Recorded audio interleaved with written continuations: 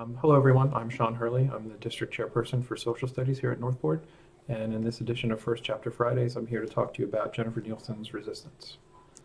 Let's take a look at the inside cover and to tell you a little bit about what the book is about. Kaya Lindner is a Jewish teenager living in Nazi-occupied Poland. Simply being Jewish places her in ever-present danger of being killed or sent to the camps. After her little sister is taken away to a death camp, her younger brother disappears, and her parents all but give up hope. Kai is determined to make a difference. Using forged papers and her fair features, Kai becomes a courier, able to travel between isolated Jewish ghettos of Poland and smuggle food, documents, and even people. Soon Kaya finds herself drawn into more perilous work. She joins a resistance cell that runs raids on the Nazi supplies. But after a mission goes terribly wrong, Kaya's network shatters. Many of her colleagues are arrested or killed.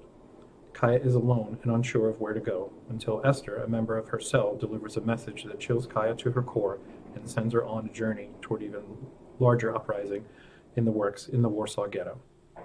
Though the Jewish resistance never had much of a chance against the Nazis, they were determined to save as many lives as possible and to show the world that the Jewish people could stand strong in the face of unimaginable horrors and adversity, to fight for their survival, to live or die with honor. So this is obviously a work of historical fiction. It's set in World War II Poland, and it traces this young woman's journey as part of the resistance to the Nazi occupation. So let's take a look at Chapter 1. Chapter 1, October 5th of 1942, Tarnow Ghetto, southern Poland. 2 minutes. That's how long I had to get past this Nazi. He needed time to check my papers, inquire about my business inside the ghetto. Maybe he wanted a few seconds to flirt with a pretty Polish girl, or for her to flirt back. But no more than 2 minutes. Any longer, and he might realize my papers were forged. That is Jewish blood in my veins, no matter how Aryan I look. Guten Morgen. This one greeted me with a smile and a hand on my arm. I learned early not to smuggle anything inside the sleeves of my coat. You only had to be stupid once, and the game was over. This officer was younger than most, which I believed would give me an advantage.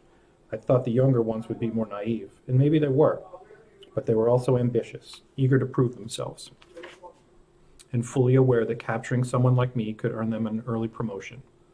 Guten Morgen, I replied, in German, but with a perfect Polish accent.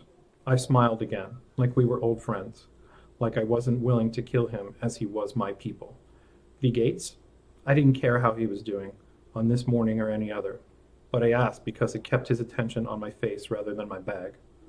Like other ghettos throughout Poland, Tarnow Ghetto had been sealed since nearly the beginning of the war, cut off from the outside world, cut off from Jews in the ghettos. This isolation gave total power to the German invaders, power to control, to lie, and to kill. For the past 3 months, I'd worked as a courier for the resistance movement known as Akiva. My job was to break through that isolation, to warn the people, and to help them survive if I could. But we were increasingly aware that time was running out. We'd seen people being lured onto the trains with promises of bread and jam, pacified into thinking that they were being relocated to labor camps.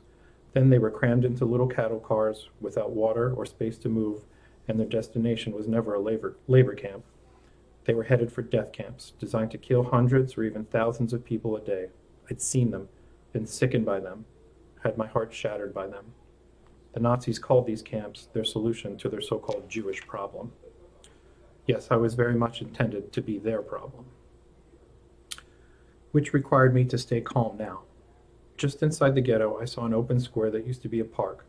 Now it was a place for trading, for begging, for a population with little more to do than wander about and wonder when their end would come. Maybe some even wished for it. As was generally the case at the gates, there was one other Nazi on duty. This time a man in an SS uniform, the more specialized military force. There were also 2 Polish police officers and 2 members of the Jewish police, whom we called the OD. They were often as brutal as the Gestapo, and no more trustworthy. I offered the soldier my concart before he could ask, because he'd needed to see my identification anyway. My 2 minutes were halfway up. The passport-sized bifold contained my picture and my fingerprints. Everything else inside, the dates, the stamps, the personal information, was forged. One of our leaders, Shimson Dranger, did all the forgeries for Akiva. He was so talented, I believe he could forge Hitler's signature and fool Hitler himself with it. We sold Simpson's forged papers inside the ghettos as our way of funding the resistance.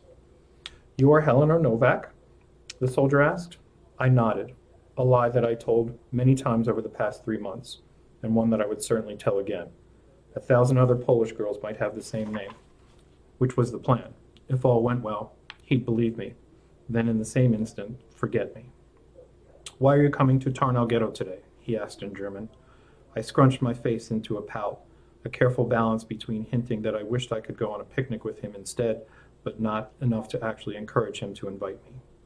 I replied, shawls for the women. Winter is coming. I can make money in there.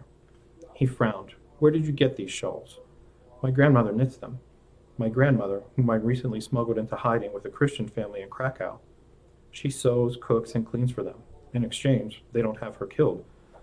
They saw it as a fair bargain, and maybe it was. If they were caught, they'd be killed too. Let's see your bag, the officer asked. It was worn on my back and was narrow and deep, deliberately sewn that way. I'd packed the top half of the bag tightly, making it difficult for him to dig around if he felt the need to do so. But I hoped he wouldn't today. The thick shawls hid the potatoes I was smuggling in, along with some forged identification papers. For sneaking in a single potato, this Nazi could shoot me right here on my feet. For the papers, my punishment would be far worse. I turned and hummed a little tune while he looked in the bag. This was by far the most dangerous part of my mission. If I'd raised his suspicions, if he'd wanted to impress his commander, if he looked at me and saw the Jewish girl inside, the one who has trained herself to look these evil men in the eye and to smile and make them think I sympathized with their slaughter of my people, if he saw that, it was over. But I'd get in today, and tomorrow I would lie my way into another ghetto and do the same every tomorrow after that until my last breath, or theirs. After 3 years of war, in which I'd felt helpless against the overwhelming force of the German army, I was finally doing something. I was bringing my people a chance to survive. Ghettos themselves were nothing new to the Jews. Many times throughout history, we'd been forcibly segregated, often behind walls, which made it harder to get people to listen. They believed the German lie that if we cooperated, we would get through this, as we had in the past. They wanted the ghettos to be what they'd always been, a separation and nothing more. But it was different this time. The German plan was not to divide us from the population. It was to eliminate us from the population, to exterminate us. The ghettos played a key role in their plans, suspending the Jews in a halfway point to everything. Half-starved, treated like animals, existing halfway between hope and despair, halfway between life and death. The one became the other in the ghettos. And I was doing everything I could to stop it. It began with smuggling. I'd become creative about how I brought things in. Weapons baked into loaves of bread, fake identification paper sewn into the linings of my coat, or occasionally the smuggled object might make my bust appear larger than it really was. Whatever I was secretly carrying, I always brought information to the residents, to these sealed ghettos, about what was happening elsewhere, and then learned everything I could to warn the next ghetto. But that was only the beginning. My mission today was bolder than usual, and I was nervous. You must leave before the ghetto curfew at 1700 hours, the Nazi told me. Then, with a smile, he added, Come through this gate, pretty girl.